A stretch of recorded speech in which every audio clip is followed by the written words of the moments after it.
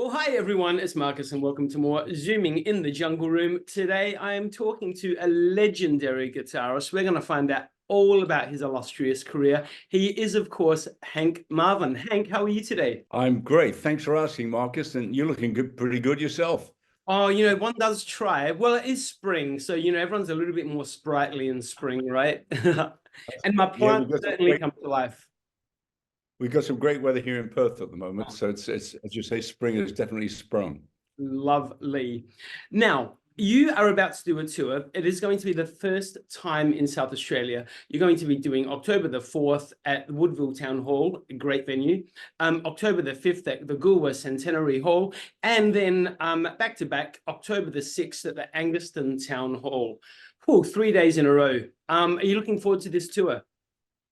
Very much. It's a very mini tour, as you've gathered from the site. We were approached by some of your local promoters to do these Gypsy swing concerts there, and we thought, great. We have friends in Adelaide anyway, which was nice to catch up with them, and then we have an opportunity for a couple of days off to get into the Barossa and have a look around, and enjoy a few of the beauties of South Australia. Looking forward to it. The wineries, we've got the gardens, we've got so much for you to take in. Absolutely. Now, you were telling me just before, you live in Perth now, you're obviously from the UK, and we're going to talk about, the earlier days of your career very shortly. But you were just saying to me earlier that you've lived in Perth now since 1986. That's right, yes. Why is this the first tour of South Australia? Well, I've been to South Australia a number of times over the years with the Shadows. And the last time we were there was the Cliff and the Shadows Reunion World Tour, and we played there in 2010. Yeah, wow. When we were a lot younger. Well, I was anyway, and that was great. Yeah, but this is something quite different, and I've always enjoyed going to South Australia. We had the opportunity a few times when we were there to have a little look around, get up into the hills and everything, and it was a really nice experience.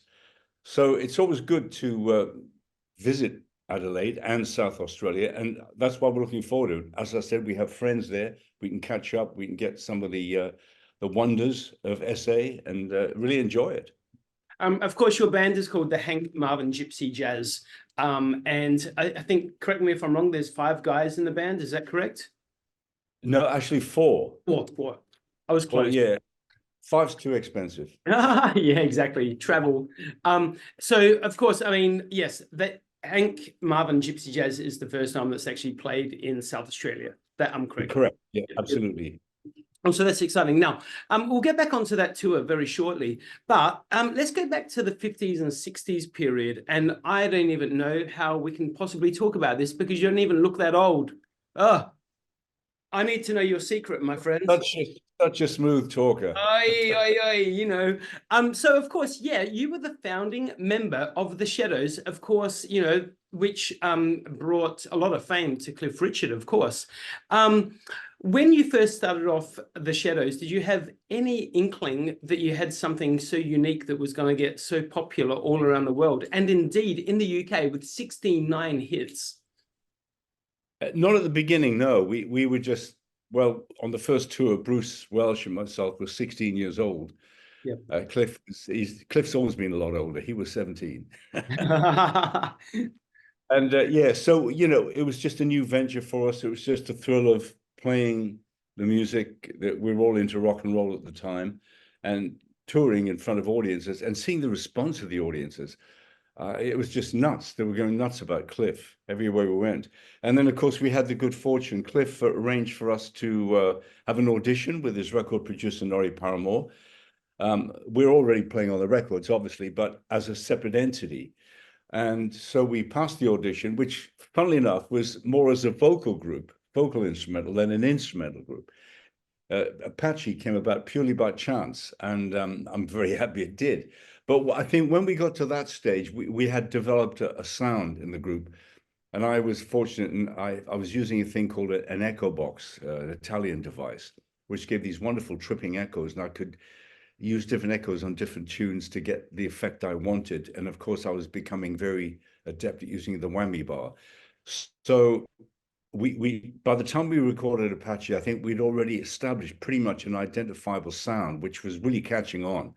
So once Apache was a hit, we were up and running. But we, even then, after the first couple of hits, we thought, well, that's probably it. You know, how many people get more than one or two hits in those days? Not many, unless you're Elvis or the Everly Brothers. So yeah, so it just kept coming, and even then, we were still amazed every time we had a hit. So it's good to be amazed at your success and not take it for granted. I think, you know, because we take it for granted and then we get complacent, and it's not a good idea. It affects your creativity and everything. As far as the UK goes, you are still in the top 5 most successful acts in regards to the UK. I mean, let's just talk about some of the people that you're there with. So obviously the Shadows are in that top 5, but we're talking about Elvis, we're talking about the Beatles, we're talking about Cliff Richard as a solo artist as well. But also one of my favorites, Madonna, is there with you. That's a pretty good top 5 in my books. Yeah, that's impressive. I wasn't aware of that. Thanks for mentioning it. Now my head will swell. They're not going to let you in the state now. You won't fit in. Hey, so I mean, obviously that's something to be very, very proud of. But have you got another moment in your career so far that you know has really stood out for you as a proud moment? Oh, many, many things that one great thing. I remember we played at Wembley Stadium with Cliff, 1989, and we'd had a big hit with a number called Cavatina, or the theme from The Deer Hunter. Yep. It's a beautiful tune. I really enjoyed playing it, and we had this rocking audience, and everyone's rocking around, and I introduced the number, and it was a really emotional moment because everyone went extremely quiet, and they all brought their little lights out, and everyone was swaying to the music. Oh, beautiful moment. What an incredible stadium, that one. I mean, that's held some incredible banging kind of shows, concerts, you know, gigs. Wow. Collaborations, Hank. Tell me who's some of your favorite collaborations that you've worked with on projects, and maybe give me a collaboration that you'd really love to see happen in the future. Okay, well, I've done quite a few of these. I've collaborated with some you wouldn't know. There's a very popular French guitarist and producer called Jean-Pierre Danel, and I've done a few things with him. I've done a couple of things with Brian May, Mark Knopfler, recently with Graham Goldman, who, you know, was one of the founder members of 10cc for his new solo album.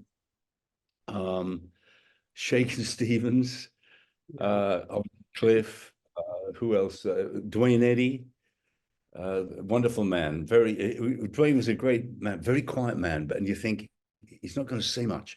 But when you get him going, he was so funny. He had all these great stories, you know. A lovely guy. Sadly now gone. Who else? Oh, a whole bunch of people. Managed to play with a band called the Helicasters, Oh, yeah. who were great guitarists. A guy called John Jorgensen, wonderful player, was with Elton John for a while. He's played with a lot of big names. Beautiful player. Will May, and I forget the name of the other. Oh yeah, Joey Donahue, lovely country player. And we had a bit of a session for a Fender do, you know. So I was kind of the guest, and I played with them for about 4 or 5 numbers. That was really good. There's some of the live things and recording things I've done. Yep. I've probably missed a few, but people I'd like to record with, we did something with Sting as well. Oh, my yeah. son and I. Yeah, for an album that was being recorded of a tribute to the Shadows and myself, and they wanted us to, his manager, or then the manager of Police, Miles Copeman, was doing the album, and Police said he'd like to be involved. Yeah. We come from the same hometown, and it didn't work out, in fact, at all. I had to redo it because there was a problem with the sound on my guitar, where the microphone was placed. It sounded very dull and, you know, wooden. So I had to redo the track, which was a pity. But that was fun doing that. Yeah, people I'd like to work with. There's a whole bunch of people, I suppose, really. I mean, Eric Clapton is one of my favorites, sort of white blues players. And there are a whole lot more too. I've played with some of the gypsy jazz players in Europe, been able to get up on stage and have a bit of a play with some of those top players. but they're just mind-bogglingly good in their craft, you know. Magnificent. Quite a few people. Tommy Emmanuel, I've had a great pleasure of getting on stage with him a few times. Wonderful guy and a fantastic musician. Yeah, Real well, joy. He's just so full of enthusiasm, you know, Tommy. Have you ever interviewed him? He's wonderful. he's amazing. Such a beautiful heart. You know, really good, talented human being. Oh, In regards to contemporary artists, you know, up and coming, you know, the current ones at the moment, who's someone that you're really admiring? I actually don't know many of the up and coming artists at all. I tend not to listen to a great deal of pop music these days. So I'm often left in the dark. I suddenly hear a name and someone mentioned, I said, who is this person? And I found out they had about 5-hit records, you know, packing the people. Yeah, I hear you. Hey, now speaking of, I mean, you've dropped a couple of those names already, but you know, just so people know how legendary you are and like how well known you are for your guitar work, for your musicianship. You know, people like Eric Clapton and Brian May and Jimmy Page, you know, praise you as, you know, one of the biggest legends, you know, to actually, you know, play that guitar. How does that feel for you? Like, you know, to have these people, you know, comment on, you know, your talent. How does it feel? Just makes me realize how gullible people are, really. You know what I'm Ah! saying? That's Look, it's obviously very flattering. You know, it's very flattering. I think all of us, no matter who we are, whatever we do in life, whatever job we have, if someone appreciates what you do, it's rewarding in itself, isn't it? Nothing yeah, to do with money, yeah. just the reward of you've done a job that people really appreciate. And I view it that way. And it obviously it makes you feel good, you know, and I'm sure there are plenty of people who don't like what I do. So I just ignore them though. Exactly. Yeah, that will always be the case. Hey, I mean, obviously, you know, Hank Marvin's Gypsy Jazz. What else are you working on at the moment? That was really it. That was oh, what we did recently, we did there's a little charity thing goes on in the UK for Parkinson's disease. Yep. And what they've done is release a few singles with different name artists. And I got approached, it was quite funny, really, approached to do what you might not remember this, Marcus, but back in about 1959, 60, there was a thing called I'll See You in My Drums. No, was it? No, Let There Be Drums. Yeah. Sandy and basically a drum solo with some very sparse guitar phrases. And they had this idea of doing this with the Japanese kodo drummers, and they asked me if I'd do it. I said, yeah, great. So I did my bit. Nunzio plays accordion in my Gypsy Jazz outfit. Wonderful player and great musician. He's got a really good studio, so we recorded there. He did a little bit of work, Hammond organ and accordion on it. And Gary, who plays rhythm guitar, Gary Taylor, he's also a good bass player. He played bass on it. And we realized that the drums weren't quite working right. You know, that now and again they get slightly out with each other, and the feel got lost now and again. So I suggested to the producer that he gets a decent drummer in to sort of maybe compensate for this. So I suggested Roger Taylor from Queen, who I've met several times, and he seems to be a very enthusiastic guy. And fortunately, he's agreed to do it. Now, I haven't heard if he's finished it yet, but I believe he was doing it about a week or 2 weeks ago. It'll be interesting, and he'll make a great deal of difference. You know, he'll just pull it together. And do So you that get was back over to the UK much and say hi to people like Sir Cliff Richard and, you know, all your old mates from the UK? no. We used to get over there about once a year for album promo or live work, but I haven't done that for about since COVID, before COVID. Yeah. Just the circumstances. But I've lost the appetite for long haul travel. Yeah. But I That's tell you what, I did hear from right. Cliff a couple of months ago, in May actually, he asked me if I'd be going to London in around the second week of Wimbledon, and he wanted to invite me to join him in the box, you know, the members box. Yeah. And apparently, hey, how about this though? You'll like this, some news. He said they're doing a remake of The Young Ones. They've asked him to be in it. No. It's got to be called The Forgetful Ones. Is that a true story? No, I just made it Ah, up. you little scallywag. I remember that show. I was addicted to it. My mum and dad didn't love me watching it because it was so a little bit radical, I guess, at the time. But yeah, I used to love it. Hey, moving forward, obviously, to now, and I've got to tell you, I'm actually really bummed because I literally leave to go to Bali on October the 3rd, and I don't come home till about October the 15th. So I'm going to miss your little South Australian tour. But hopefully you're going to be back. But what can we expect from the tour? Well, what we do in this tour is we're playing basically music from the two albums we recorded. The first one was called Django's Castle, which is the title of a beautiful ballad that Django wrote, instrumental ballad, lovely song or tune. And then the second album was called, which has only been released in the last sort of 2 months, is called Fooling with the Feds. So most of the music is from that, and some of it is very much in that gypsy jazz repertoire. Now, what to me is interesting about gypsy swing or gypsy jazz is that there are a lot of good tunes. You know, it's not jazz where you just where we just get on jam and people go, what the heck's going on? Yeah. We have some really good arrangements, and then obviously a certain amount of improvisation, obviously because it is a form of jazz, and but it's a lot of arranged stuff, and it works really well. And what pleases me is that a lot of the audiences who come along, they don't really know what it's all about, and afterwards they say, "This is great. We've never heard this before." You know, they really love it. But also, we're doing two Shadows tunes in the set, which work in this genre. They're on it. It's both on the new album. One is called Nivram, which is my name backwards. And it was on the first Shadows album, so it was kind of a slightly melodic, jazzy number. We do that, and they seem to love that. And the other one was a big hit for us called Guitar Tango, and that works really well with a slightly different arrangement, making it much more sort of funky and modern, Yeah. but it still has that tango feel to it. And that seems to go really big with audiences. So that it's good. You know, I think the enjoyable thing about this for us is that people do warm to the music when they hear it, even people who haven't heard it before. We get a lot of Shads fans come along, and they're quite surprised at how accessible it is. Yep. So, and you know, we have a lot of laughs with the audience as well. I love sort of, you know, telling funny stories and having a laugh with the audience. And that's what's great about venues. They're intimate venues, so you really feel you're close to your audience. Well, I tell you, the Woodville Town Hall, I was just there on the weekend gone. Lovely Marsha Hines, Australia's Queen of Pop, Oh, yes. played there. Acoustically, it's incredible. You'll really love the venue. Hands. Now, my last question for you, Hank, is, you know, go back to the Shadows days, whether it be because of what you might have been going through personally, or whether it be maybe the arrangement. Have you got a favorite Shadows song?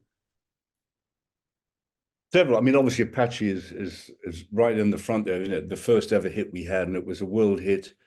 Our first million seller. Yeah. Then there are a few others that come into my mind. There was one tune we had a big hit in Europe with. It was from Evita, Don't Cry for Me, Argentina. Now, why this means a lot to us is my colleague Bruce suggested I do it as a feature, like a ballad feature. So we worked an arrangement out. We did it on a tour, and every night it literally stopped the show. We couldn't believe it. I thought, this is ridiculous, you know. People were shouting out, record it, record it. So we did record it, and we released it because we had one of the big record retailers who've dealt with all the big record stores say, you've got to record this. He said, I will order like 350,000 straight away. Whoa. So we recorded it. It was a monster hit for us. But every night for the whole tour, when you get the audience standing up and shouting like that, it's unusual. Never had it before for one number like that, which is, you know, yes, when you have a big hit like Apache in the first place, everyone's going nuts, but this was something special. And also Wonderful Land was another gem, I think, a beautiful tune written by the same guy who wrote Apache, Jerry Lorden.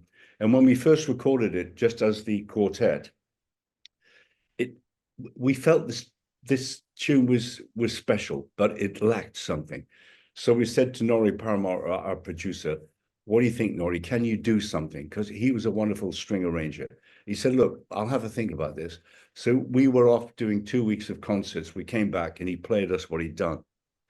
And he'd written this beautiful string part and French horns of it. And suddenly it sounded like the magnificent piece of music it was. And that was like 10 weeks at #1 or something for us. So it was a big hit. And something a little different because of the strings and the melodic nature of it, you know. I'm going to put it on now, right after this call. I'm going to put it on. Done. Hank Marvin Gypsy Jazz is coming to South Australia, October the 4th, Woodville Town Hall, October the 5th, Goolwa Centenary Hall, October the 6th, Angaston Town Hall. Please go and buy your tickets, everyone. Hank Marvin, you are an absolute gentleman, a legend guitarist, and I'm just Devo that I'm not going to be able to see the show, but please come back in 2025, all right? So, Mark, listen, have a great holiday if that's what you're doing. Enjoy yourself. Don't worry about us. We'll be fine. Thanks, Thanks, Mark. Talk with you. All the best. Absolute legends. Thank you.